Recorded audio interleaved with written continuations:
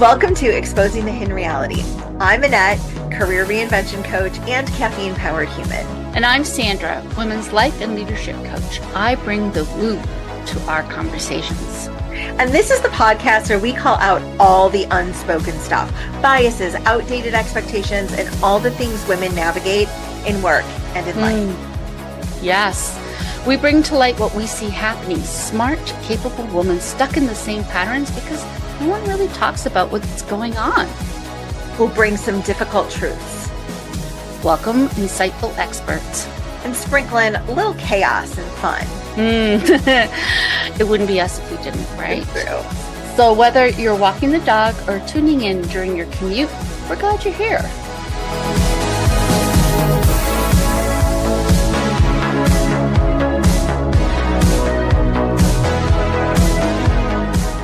Let's do this. Let's do this. You want to do the let's do this together? Like 3, 2, 1, let's do this. All right, 3, 2, 1. Let's do this.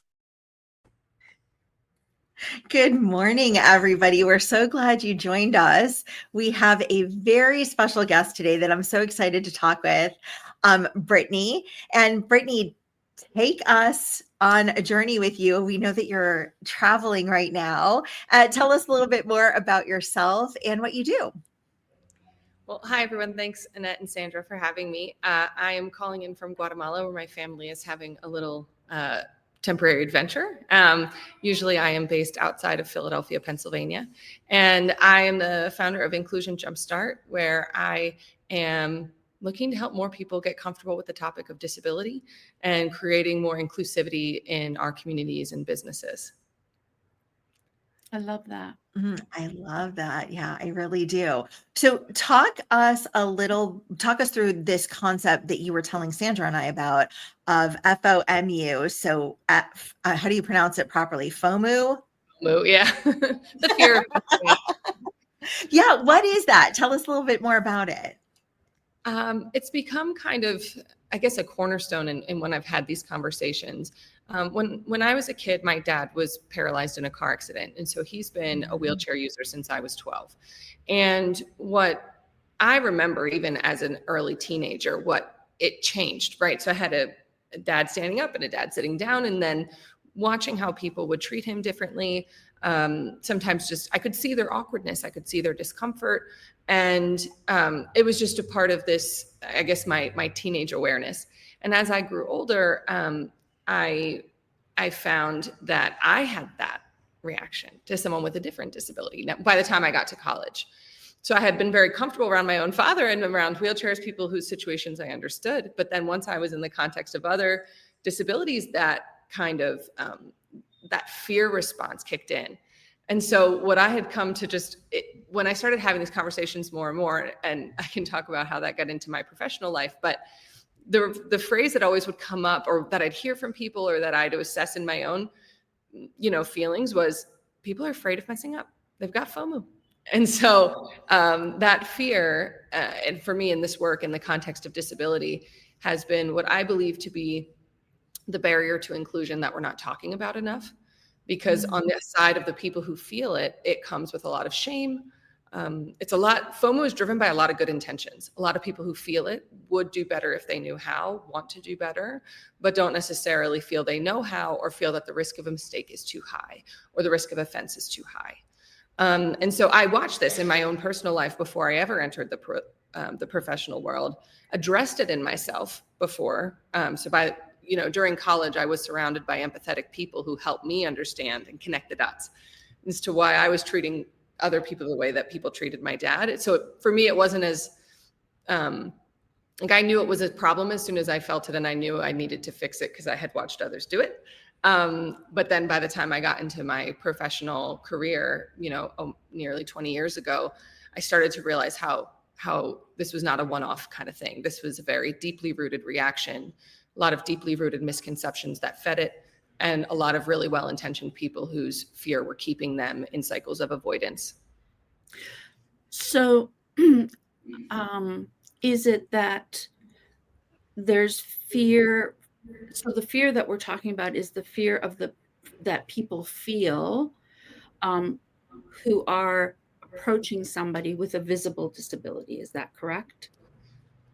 So I would say visible or disclosed. Okay. Because it's really the topic of disability that can make people uncomfortable. Now, many people, it isn't apparent and they don't have to disclose, and they can mask and bypass that immediate interaction.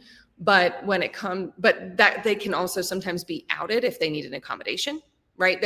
Or some situation happens where or something comes out, right? To me, anytime a disability is known or apparent, it can trigger these kinds of reactions in others. And it is fear married with the misconception. Because a lot of times it's the misconceptions like, people with disabilities can't do that, or someone with a specific disability can't do that. I can't hire them, but I can't tell them that. I don't want to make them feel bad, so it's based on misconceptions, but the fear comes usually from a good place. It's just the good intentions, people don't necessarily feel like they can act on them without causing harm to themselves or to others. And therefore, we'll start that cycle of avoidance. But even though it's an individual, those cycles of avoidance can start to normalize exclusion in different cultures, policies, companies, all that stuff, teams. So I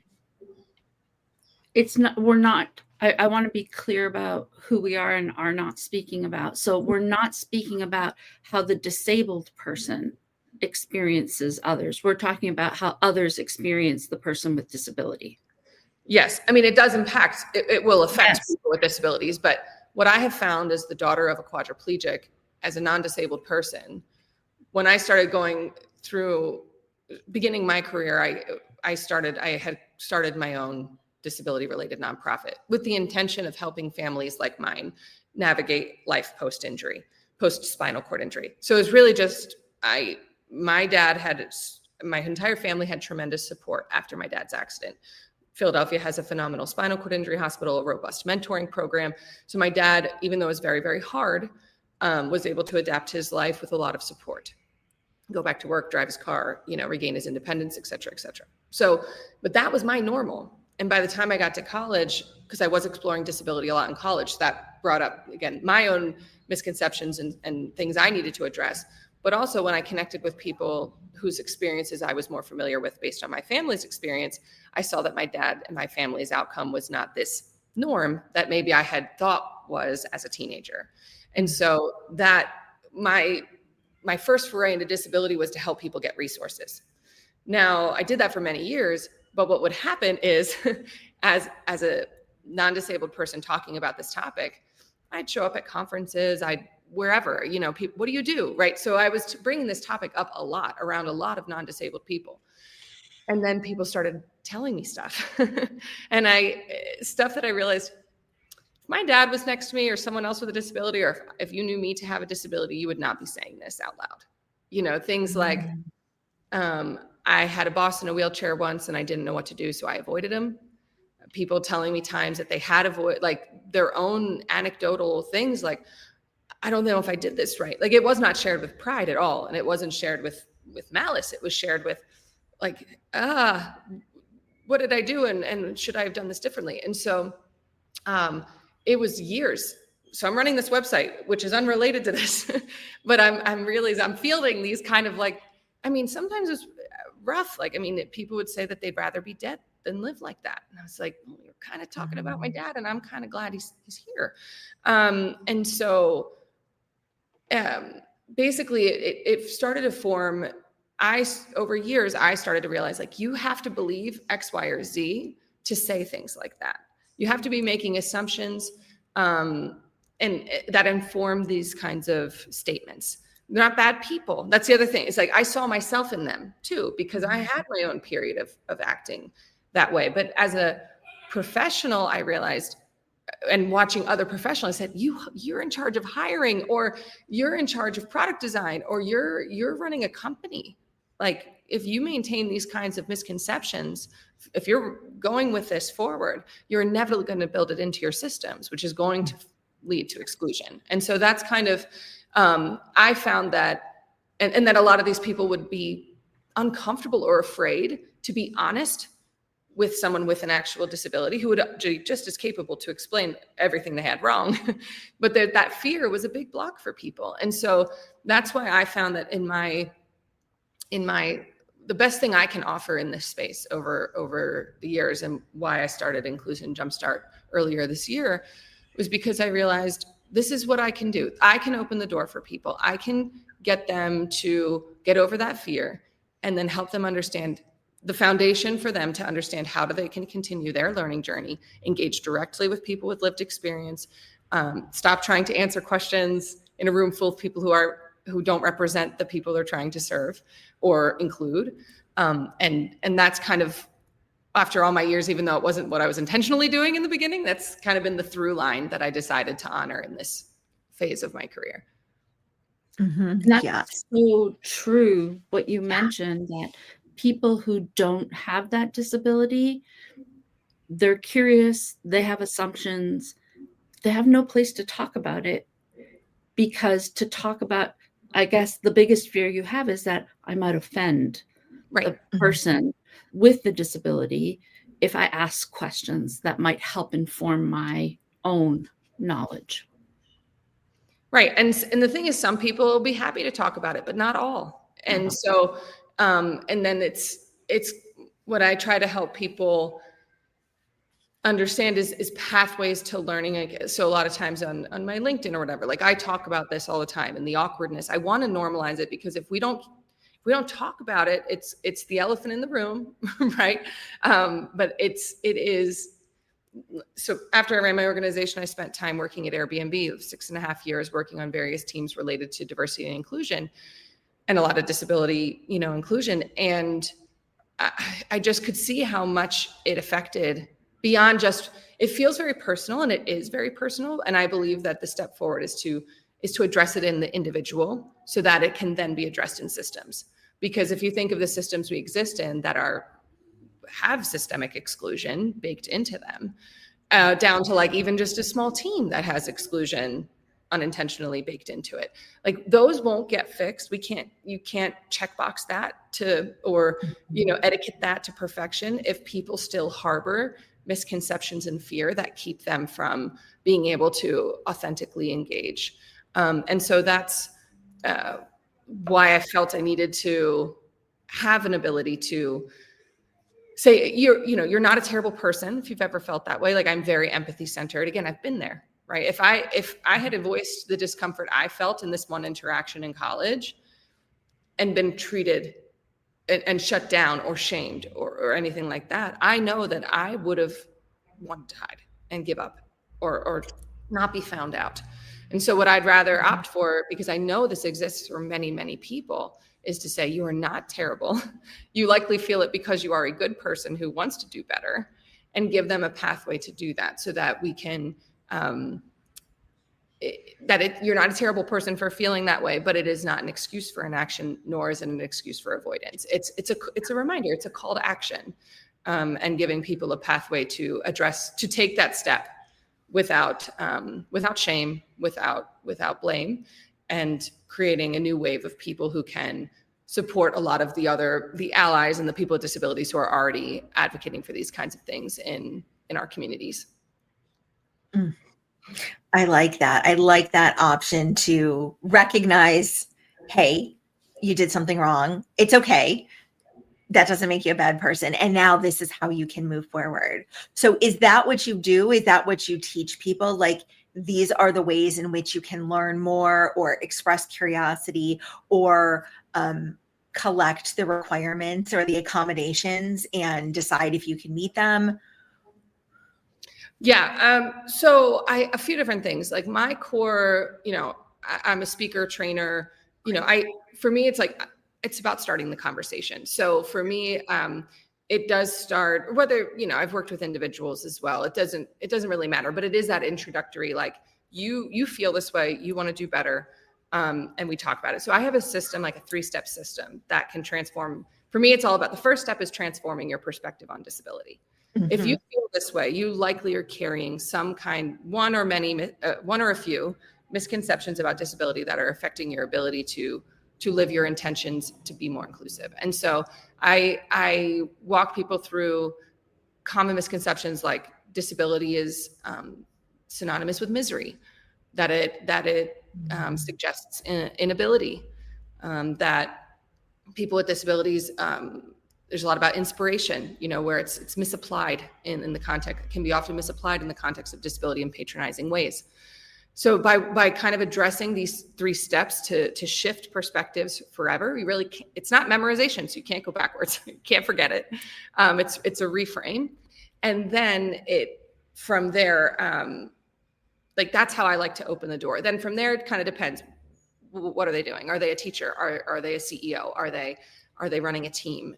So I've trained teams, like research teams that want to have more diverse panels, recruiting teams that don't want their bias to keep them from getting great talent. So this is the kind of, it can come in different ways, but every training I've ever done, or anytime I've ever spoken about this, always has the heart of the 3 steps. I never assume, people don't assume those things, because I like to make sure we all have a common foundation of how we can see disability more in a more open-minded and more informed way. And then from there, it's about, I do this now like on LinkedIn or whatever, but in the context of working more deeply with a person or an organization, it is then saying, okay, and now from here, this is how you diversify your feed. Because there are people who are living with disabilities who are very much putting themselves online. So that is those spaces that people can learn and consume and get better without, cornering someone in their office who might feel uncomfortable. And then, I have a tremendous network of incredible consultants with lived experience, who I like. Success for me is getting people more ready to work directly with people with lived experience. So when it comes to, you mentioned accommodations and I don't want to do your accommodations policy. Like yeah. I want to get you to be thinking about accommodations through the lens of a healthy mindset about disability. And then I want you hiring someone with a disability who specializes in accommodation policies, who can make sure that you are approaching that in the right way. So that's kind of how I see, again, I try to be really intentional about how I plug in, because I want there to be more, a more thoughtful and robust approach, and a more, I get that the habit is more to go to the source, to hire and have representation of people with disability, to address the specificity of certain things that many companies look for, but are afraid to address that community for answers. Yeah. I love this. And often, so I work with individuals usually in some sort of career transition, and It comes up again and again and again that people are concerned about disclosing that they could benefit from an accommodation during the interview process. It gives the individual that needs the accommodation a lot of anxiety to say, what if I put myself out there and then I'm met with bias or worse, prejudice?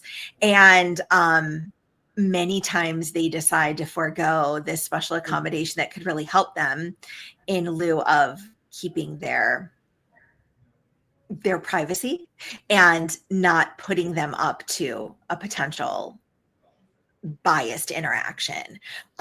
So how would you inform people that are hiring individuals to take the time and understand what that means and if they can meet the need? Yeah, I've heard that story time and time again. And it is hard because it is a very personal decision. And currently we do live in a world where that fear is very valid.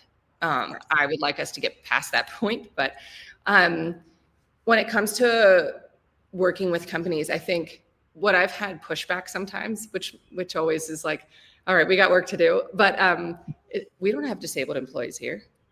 And the thing is, most disabilities are non-apparent. And so when it kind of, and then imagine if that's the, top-down culture, then of course the non-apparent, the disabled people who are non-apparent who can hide do, right? I could completely understand why they would, right? And then you have this cycle, but they're not here. And then, but people want to hide because they're not safe. And so it just breaks.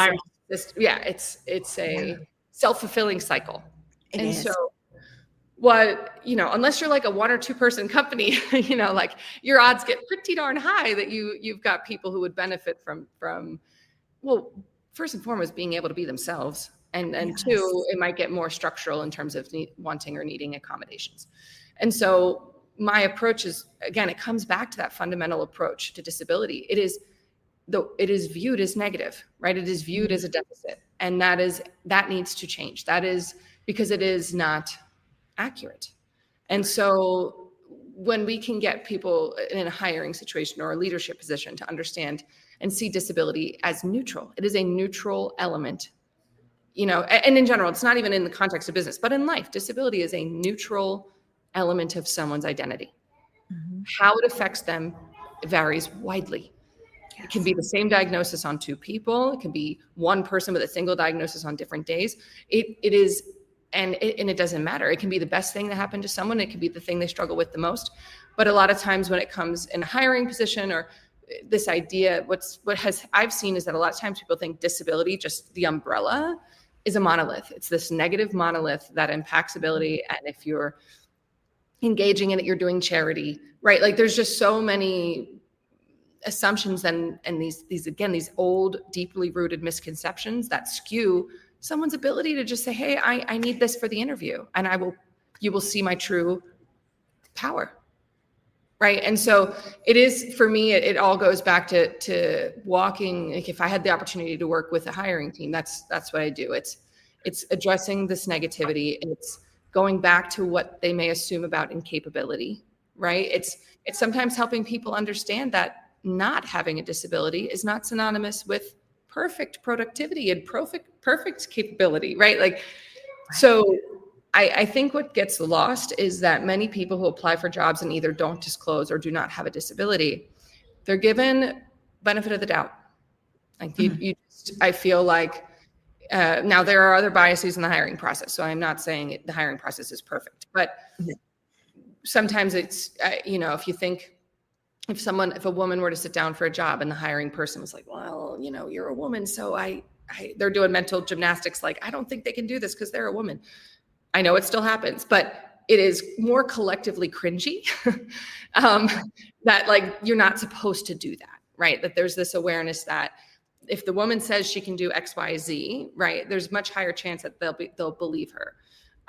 But if someone with a disability says the same, I can do X, Y, and Z for a job, there's that, oh, can they though? Are you sure? Maybe they can't. We should probably. And then I've had people tell me that they've cut people out of the hiring process early because they were afraid to have to reject them later in case they would have to. And I've had people tell me that once a job required lifting 50 pounds and his disability affected his gait. And when it came to that part, he could lift 50 pounds. But when the woman was like, when it came to that part of the interview, can you lift 50 pounds? And he's had indicated yes, right? That's why he was there. And she was like, are you sure you can lift 50 pounds?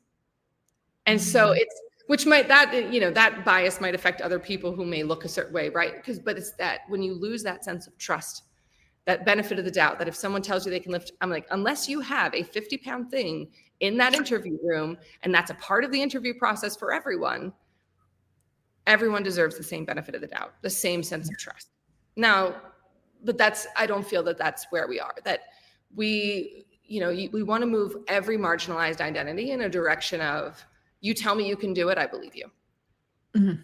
Right. Or your papers show you could do it, I believe you, right? That benefit of the doubt that I think other marginal identities are further ahead than disability in terms of not getting that knee-jerk bias of you can't do this.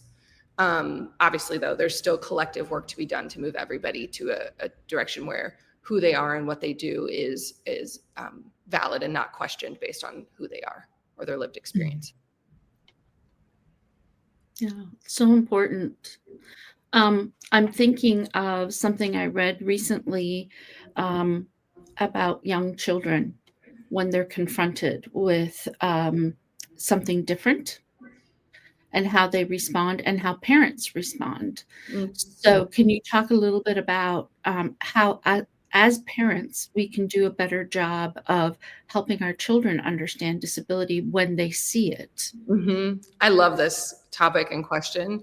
It doesn't always come up in the context of professional discussions, but it is, again, like such a part of that human journey. And I do think that we can't look at the professional implications without looking at the human being that's engaging in the world.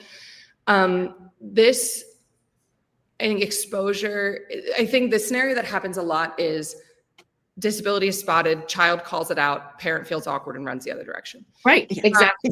Exactly. Now my kids, I have 2 young kids. They're a little bit, their grandpa's in a wheelchair, right? I have friends with different disabilities, so they have this kind of exposure. But once we were, I'll just use an example for me. Like it happens. We were in a diner and a man was using arm crutches and did not have most of his leg. And my son goes, "Mom, that guy doesn't have a leg." And I said, "You're right, he doesn't. Not all people have legs. Some people's legs look different. And people may use them different." I remember exactly what I said. And he's like, "Okay." Now there was a little pit in my stomach. I'm not gonna lie. There is a human element to this where I thought, like, did you have to say that so loud? Because I didn't know the person. Again, I'm just, this guy probably just wants to enjoy his dinner or breakfast or whatever. But I just, at the end of the day, kids are kids. If the reaction in that exact same scenario is, "Shh, don't say that. Don't say anything. That's rude," then he'll associate something negative to disability. So Yes. what I have learned, what I've done in my own life and what I've advised to others is to honor the curiosity, and you can honor their curiosity and be respectful. Now, I have often seen that people don't have as extreme of reactions to children, right? Like I know that with walking around places with my dad, when kids would come up and talk about his wheelchair, a lot of people see and honor that natural and honest curiosity of children. But say, for example, that man reacted poorly. I could still coach my son to say, "Well, that wasn't very kind. Maybe he's having a bad day," right? Because there is nothing wrong with a child acknowledging that someone doesn't have legs. And it is an opportunity to say, not everyone has them. Some people have different ones. Some people have, and so pretty much sometimes if I get a question about being blind or being deaf, or they see someone, my kids for the moment have found sign language fascinating. And just understanding that you can say, some people hear different things. Some people's ears don't work at all. How cool is it that they have a way that they can communicate with their hands or use other things, right? So we talk about it also when it's not in front of our face. So there's books like Bodies Are Cool. There's a lot of disability representation in Bodies Are Cool. And then in general, and then if we see things out in the world, sometimes it'll just come up like, not everybody has arms, right? And he's like, yeah, not everybody has arms. And you don't have to make it then a 10-year lecture, right? It's just, once you acknowledge the reality that not everybody, their minds or bodies are not all the same, then it becomes more of a point of fascination and coolness, right? Like that, how cool is it that people do different things in different ways, and that we can normalize that not everyone exists through the world functioning, looking, perceiving in the same way. Yeah. And I think you were talking a little bit about your preferred platform is LinkedIn, and Sandra and I love LinkedIn as well. But I think social media in general has brought more information out.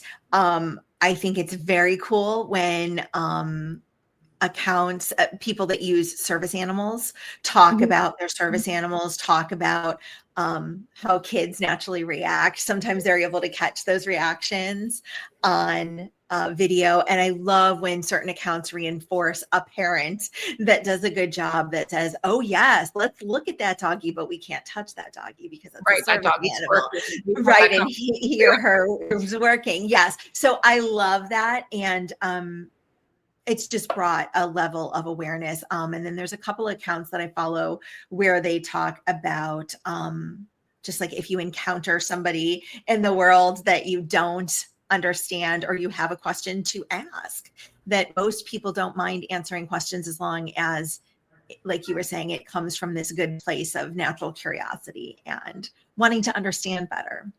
I was just posting about this last week, actually, about asking questions, because I get that question a lot. Can I ask about it? And it is true that a lot of people are fine, would rather you ask than make assumptions, is usually how it comes down to. But one of the things that I pointed out in that is that I think there's a value to checking yourself. Why do you want to know? Because, Great question. Because an apparent, it's like some self-reflection before you dive in, because I have found that sometimes it's unchecked entitlement to knowledge. Like feeling that like you can see a wheelchair, therefore you can ask about it. And sometimes, now professionally, like if you're a hiring manager doing that could immediately be seen as threatening, right? Like I have to answer this question correctly or else you're going to doubt my abilities, right? Like I could easily see there's a lot to like situational awareness. But I think it's important to know too that like I talk to a lot of different people with different disabilities, and I don't know everyone's story, right? Because it just maybe hasn't come up, right? So I think, and it's not to say that you shouldn't ask questions, because it is true that a lot of people are like, yeah, I'd rather you just ask me. But I do think there's space to say that sometimes those questions can be inappropriate and invasive when people feel like personal, right? And so again, it's that self-reflection. Like, do you ask personal questions of someone you just met? Again, context is everything. But if you are at, I don't know, some public event, and say, hey, what happened to you, right? Like, right. It's like, do you?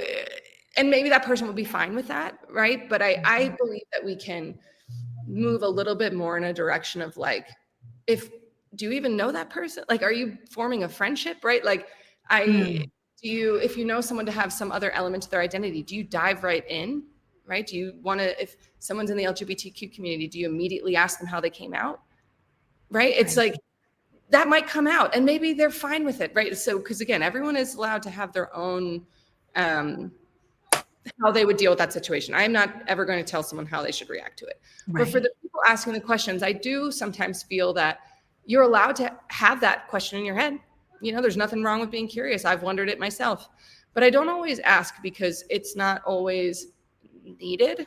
But when you have a foundation of respect and empathy and comfort, and you're developing some kind of relationship with someone, whether that's colleague, friend, partner, whatever, and you leave space, like people get to know each other, right? So, and some people may be more forward about it. Some people may never speak of it, but as you evolve in a relationship, it becomes, in my opinion, more comfortable to understand when you ask questions to really get to know someone. And I think sometimes the scenarios that I hear about, or the horror stories you see a lot of times on social media, is like, what happened to you? What's wrong with you? Or like, out of people, they just like strangers, they're just walking by on the street, right? So it's hard. I think that kids, like I said, kids get a little bit, I've always heard, get more of a pass because kids are kids. Yeah. But I think adults, it's like, just because you can see or know about a disability does not mean you are entitled to their story or their information, but that you can always build a relationship with someone and ask questions if you like, but also be okay if they're not willing to answer it. It's kind of like the scenario that I'm thinking of right now as we're talking through it is, somebody puts on, so kids love to put on their favorite everything, right? And most of the time it doesn't match, right? So think of that as an adult. Now you're walking in, you're wearing your favorite everything, and you're walking down the street and people are looking at you, and somebody comes up and says, oh my God, what happened to you this morning when you put that stuff on, right? It's kind of like, you wouldn't do that to somebody walking along on the street, right? So yeah. And I just think, like, again, we don't know, like, even the question, what happened to you, implies that something happened. Exactly. Not everyone had something happen. So it's very, there's a lot of us, you can ask a lot of there can be a lot of assumptions and questions. But a lot of times people don't get through the greeting, right? Like, if you're greeting someone, I had a conversation once with a guy in a wheelchair at a conference. We were in an elevator at the same time. Like, we just ended up chatting, and what do you do? And he's like, oh, I could tell you had some experience. And I said, oh, why? Because I hadn't said anything. So I was very curious. And he said, because you looked me in the eyes. Oh, wow. And I have another person similar, like gait affected, and the way it's my cousin. I had interviewed him, and I did a little series of discussions with a couple disabled people a couple months back. And he said that he's now just used to people looking down at his feet before they look him in the eyes. And it's just, now I'm speaking about a parent disability here, right? This only functions if the disability is apparent, but there is something to say for understanding, yes, someone may be different. We are all different, right? Yes. But maintaining our social norms of like, when you're going to greet someone, you look them in the eyes. And it's even if they're blind, you can do the same. Like, you don't have to change because someone has an identity or a lived experience or a diagnosis that you are unfamiliar with. People are still people. You can look people in the eyes and be honest, be empathetic. Like, if you can see that humanity first and you're grounded in empathy and respect, right? Those questions, like the invasive, like jump in questions, start to feel uncomfortable in yourself. Yeah. And that's when you know that like you can ask better questions, right? And then I think also to your earlier point, Annette, that the way social media, you can find anyone pretty much of any diagnosis or lived experience that is sharing their life. Now, They will only be one person. They will not give you an entire spectrum. Many of them will say that, but it'll at least give you some entry point to understand the world and interactions from someone's eyes that help sate some of that curiosity that will keep you from falling into these pitfalls in your own life.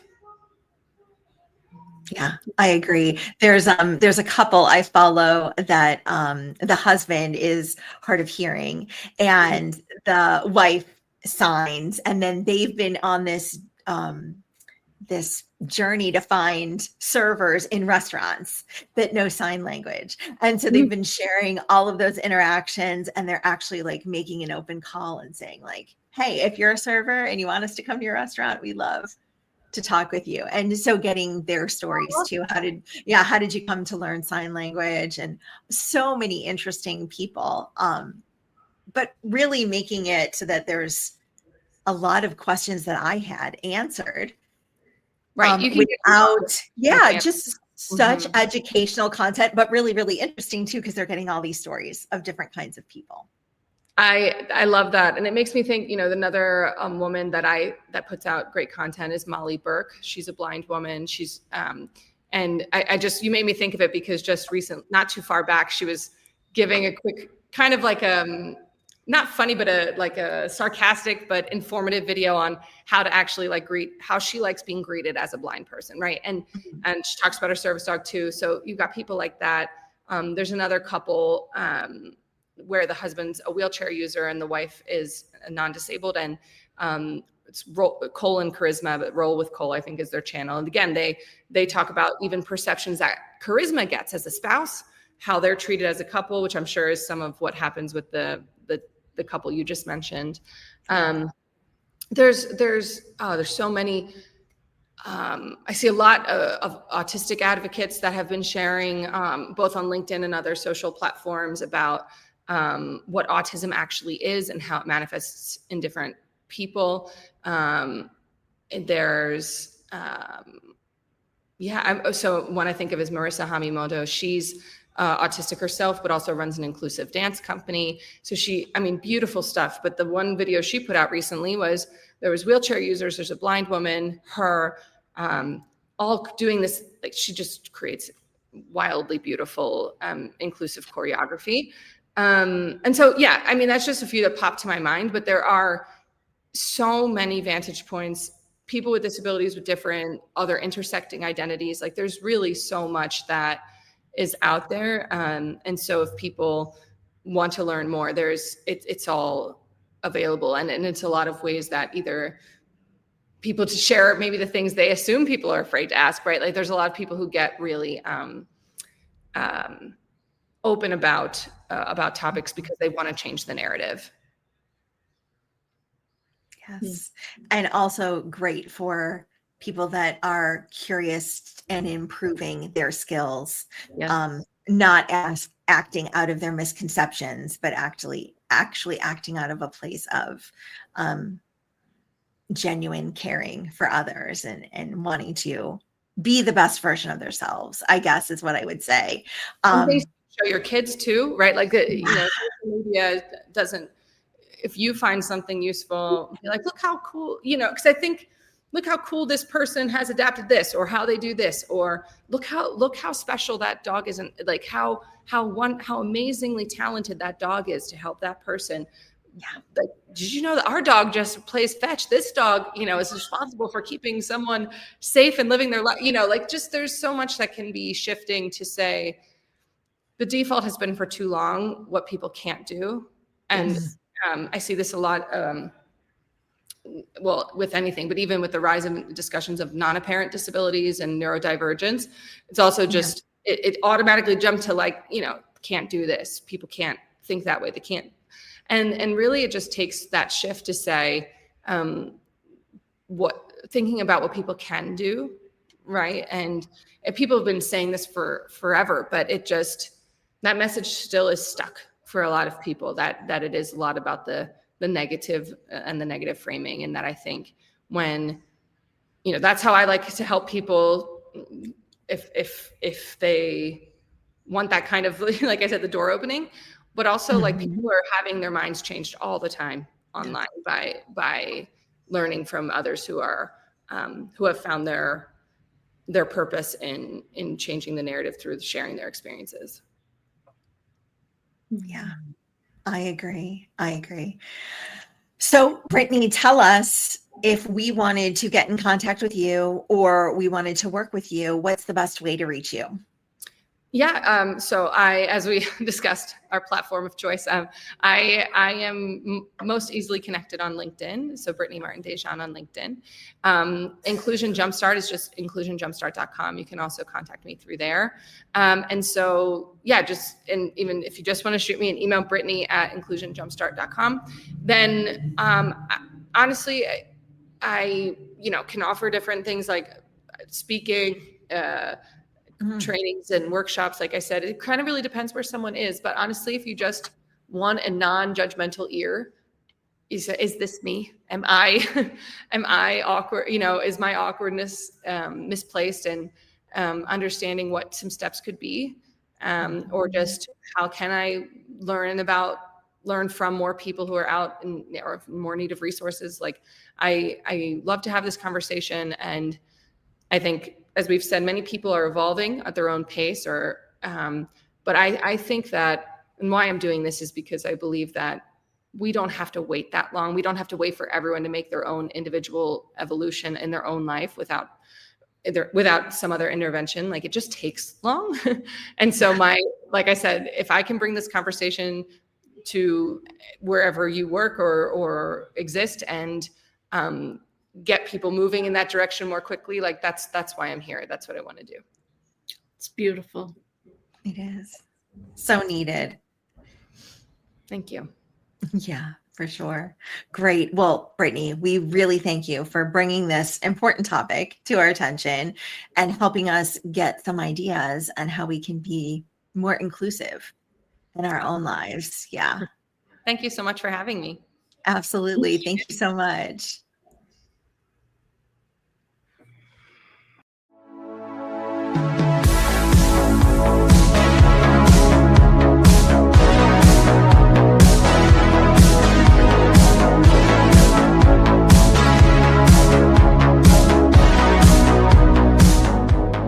That's a wrap on this episode of Exposing the Hidden Reality. If something hit home or made you snort laugh, tell us. Seriously, we love hearing from you.